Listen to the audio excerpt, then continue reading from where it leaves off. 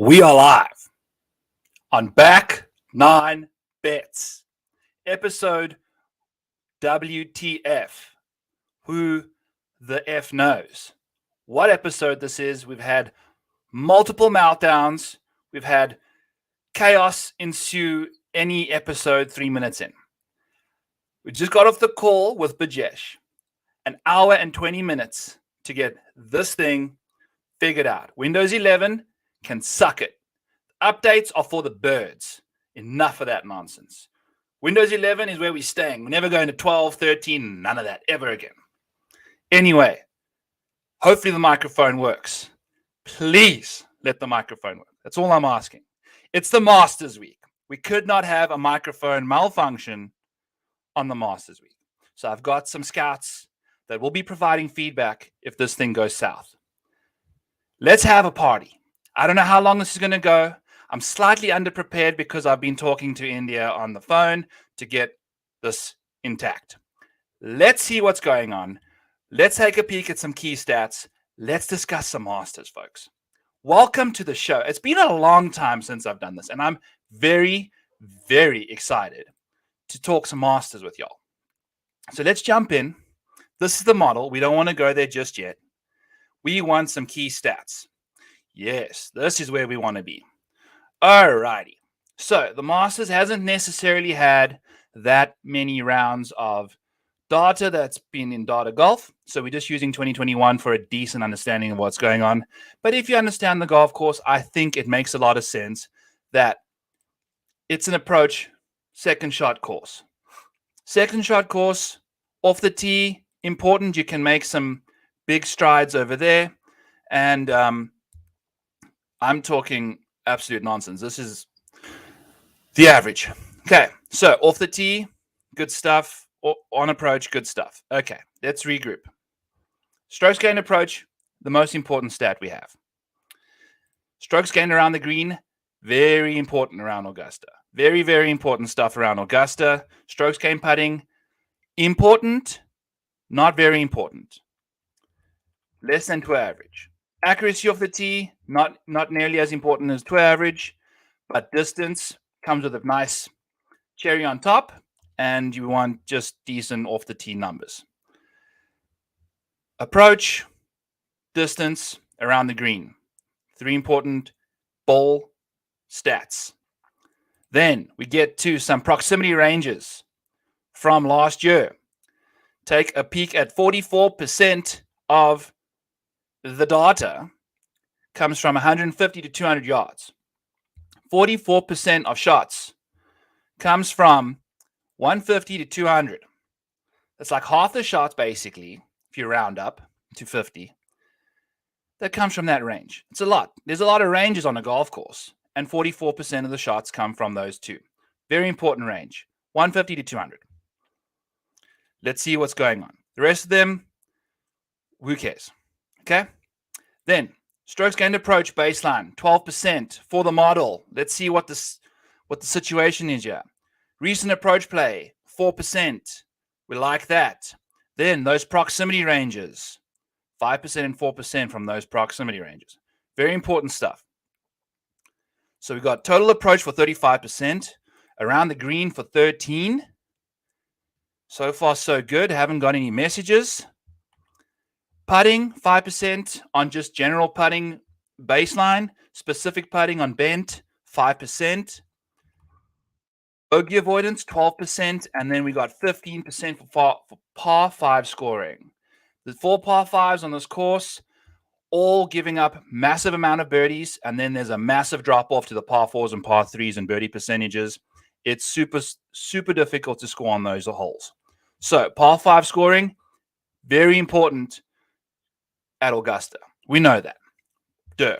15% total driving. Baseline off the tee, 4%. Distance, 5%. Those are just good drives. Aimed, 4%. And then 2% for the last 24 rounds of golf off the tee. And we're on the model. I'm so excited. I am so excited. I can't believe that this lady got me figured out. She got me figured out. The microphone seems to be working. Touch wood. 5 minutes in. Okay, the Masters. We have ourselves a field of 91 golfers. 14 of these people in the field do not have an official world golf ranking. Tiger Woods is one of those.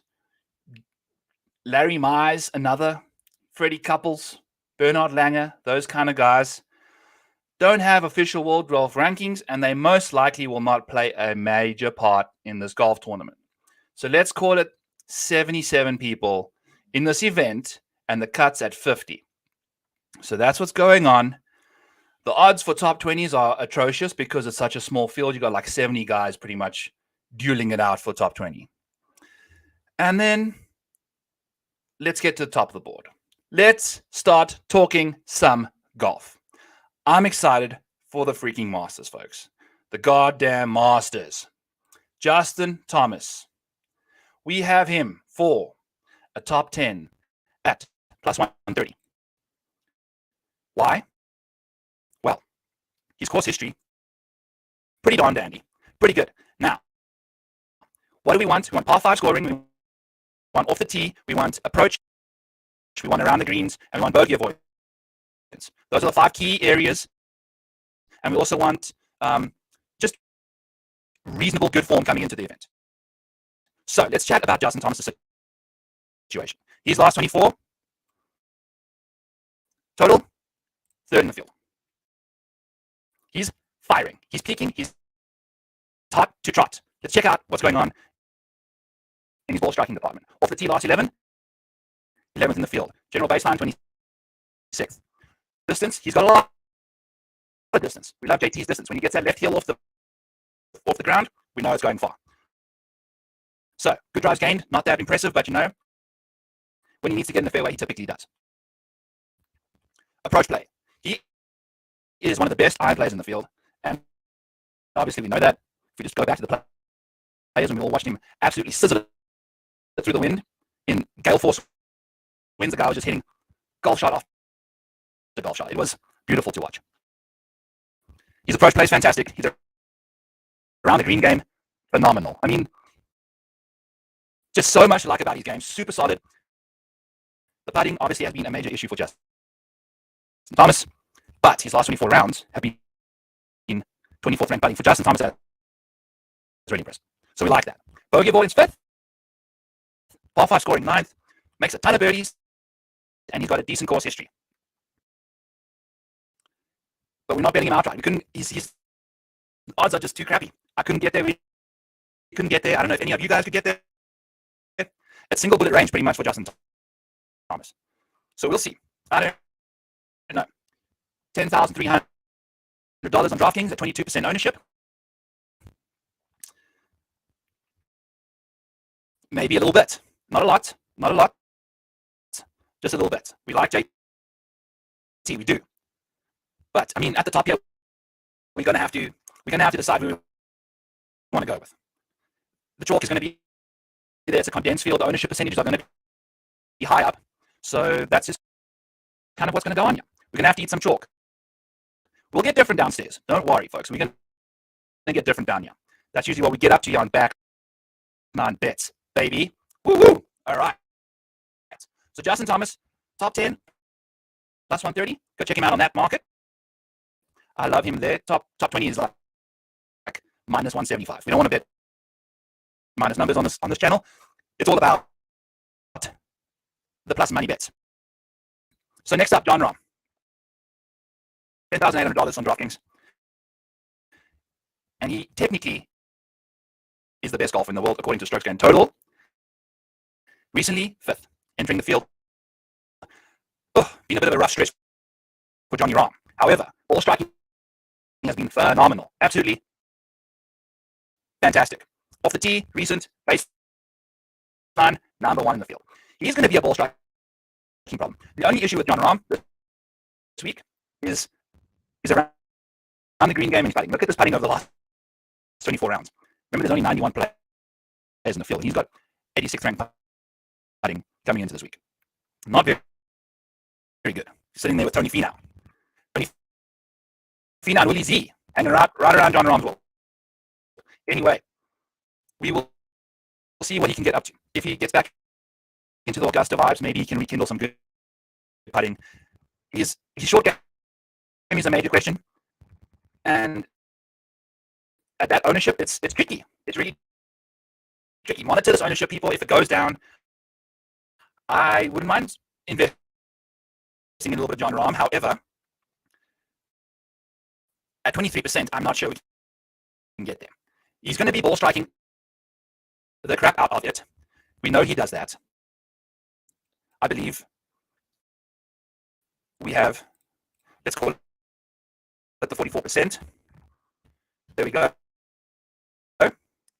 So 44% is from that range, and it's pulling in that number. So as you can tell, Justin Thomas is the best from that range. That's also another reason we love him. Just incredible stuff from JT, and it's fun to watch him just strike the golf ball. Jon Rahm, not bad. He gets really good the further away from the golf hole he gets. His proximity numbers from far away are so impressive. Very, very good. Put a wedge in his hand, he's actually below average. We've discussed that on this channel. You're not going to be seeing too many wedges. Jon Rahm wedge watch is not a thing this week. Not a lot of wedge opportunities. Johnny Rahm's going to be in a good spot. I think he's going to be striking it really well. Short game, we shall see. Bogey avoidance second. I mean, when you strike it as well as Jon Rahm, things are beautiful.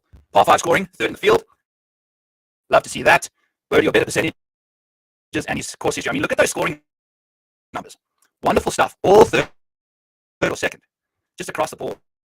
I mean, holy cow. Course history, all that jazz. There's a lot to like about Jon Rahm. What's his short game doing? Going to be critical around Augusta. Absolutely critical. So, next up, we have an issue. God damn it.